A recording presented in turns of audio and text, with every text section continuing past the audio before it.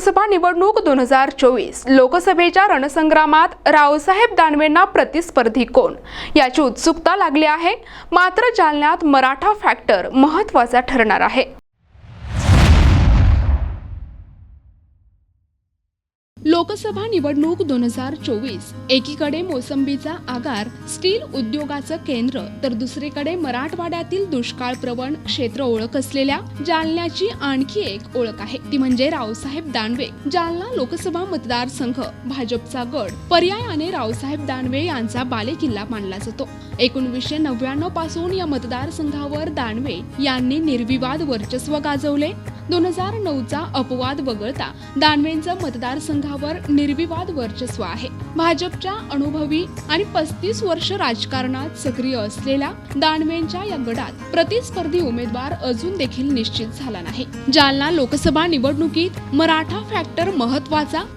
जालना लोकसभा मतदारसंघात यावेळी परंपरागत भाजप आणि काँग्रेसमध्ये लढतीची शक्यता जरी असली तरी याच मतदारसंघावर शिवसेना उद्धव बाळासाहेब ठाकरे गटाच्या वतीने देखील दावा करण्यात आला आहे। शिवाय राज्यात आता मराठा आरक्षणाची ठिणगी पडली असून जालना जिल्ह्यात मनोज जरांगे पाटील यांचा लोकसभेच्या निवडणुकीवर प्रभाव असल्याने मतदारसंघात यावेळी निवडणुकीची झुंजार खेळी होऊ शकते। रावसाहेब दानवेंचा प्रतिस्पर्धी कोण?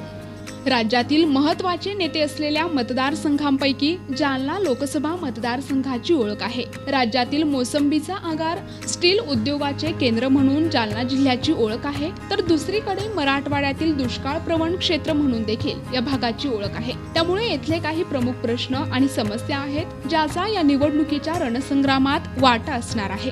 जालना लोकसभा मतदारसंघात केंद्रीय मंत्री म्हणून रावसाहेब दानवे यांनी 2 वेळा प्रतिनिधित्व केलं। त्या निमित्ताने काही प्रश्न सुटले तर काही बाकी आहेत। दुसरीकडे राजकीय द्वंद्वात लोकसभेचा हा संग्राम कसा होऊ शकतो याचा आढावा या लेखातून घेऊ।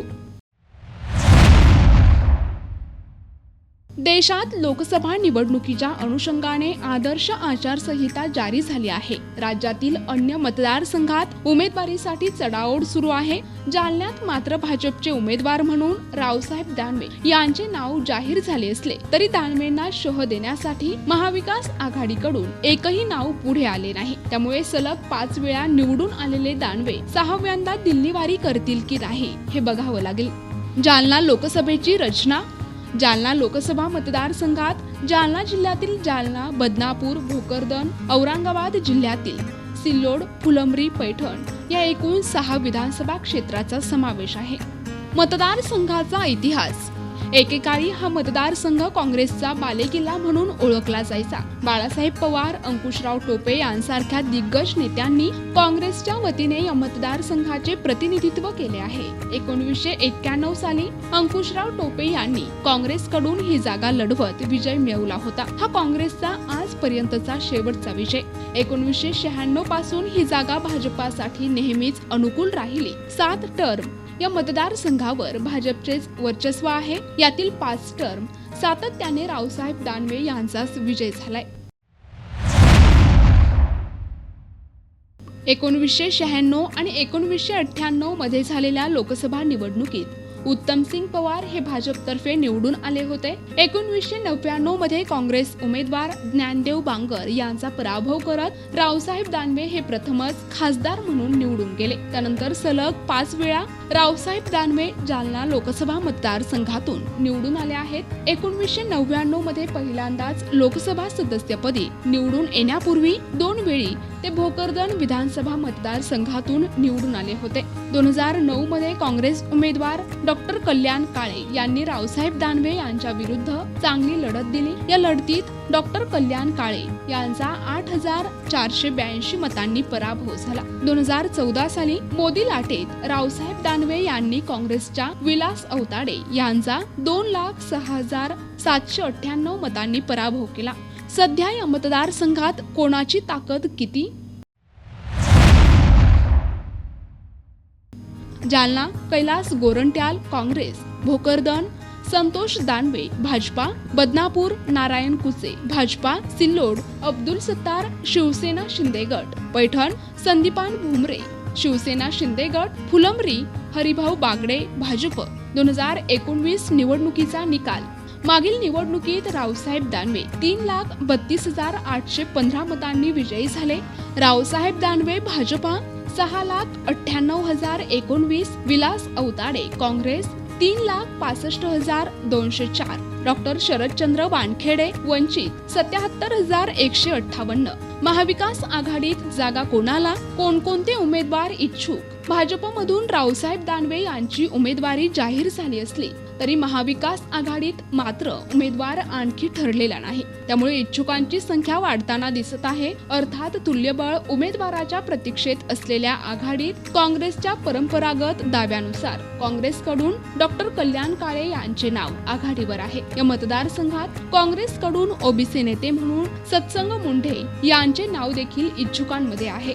दरम्यान सातत्याने पराभवाचा सामना करणाऱ्या काँग्रेसकडून ही जागा उद्धव ठाकरे गटाला मिळावी यासाठी जिल्ह्यातील स्थानिक शिवसेना नेते आग्रही आहेत. शिवसेनेचे सहसंपर्क प्रमुख माजी आमदार शिवाजीराव चोथे यांनी ही जागा उद्धव ठाकरे गटाला सोडण्याची मागणी केली होती. ते देखील रावसाहेब दानवे यांच्या विरोधात दोन हात करण्यासाठी या निवडणुकीत सज्ज आहेत. याशिवाय नुकताच काँग्रेसमधून उद्धव ठाकरे यांच्या शिवसेनेत प्रवेश करणारे डॉक्टर संजय लाखे पाटील हे देखील उद्धव बाळासाहेब ठाकरे गटाकडून उमेदवारीसाठी इच्छुक आहेत. सध्या तरी यामुळे महाविकास आघाडीत काँग्रेस आणि शिवसेनेत उमेदवारीसाठी रस्सीखेच सुरू आहे. या मतदारसंघात जातीय समीकरणे काय आहेत?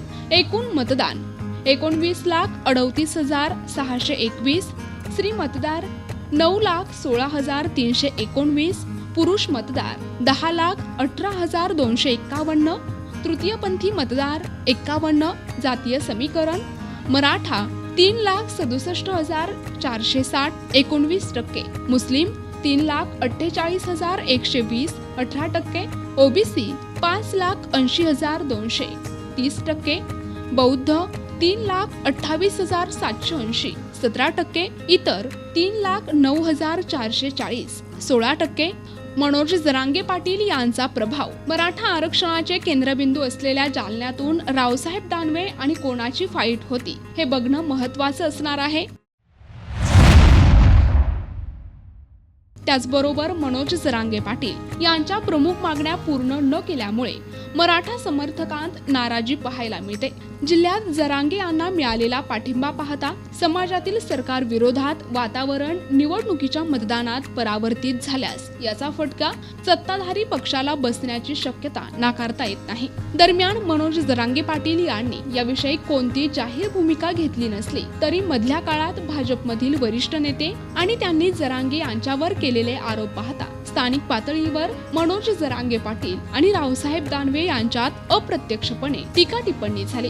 शिवाय जरांगे यांच्या आंदोलनामुळे मराठा समाजाकडून निवडणुकीत अनेक उमेदवार निवडणुकीच्या रिंगणात उतरण्याची शक्यता नाकारता येत नाही. साहजिकच याचा तोटा अधिक प्रमाणात सत्ताधारी पक्षाला पर्यायाने दानवेंना होऊ शकतो. एकंदरीतच काय तर इतिहास पाहिला तर दानवेंचा विजय हा सोपा दिसत असला तरीही मनोज जरांगे जर निवडणुकीच्या रिंगणात उतरले तर लोकसभा निवडणूक दानवेंना जड जाईल यात शंका नाही. प्रतिनिधी किशोर शिरसाट, NTV न्यूज मराठी, बदनापूर, जालना.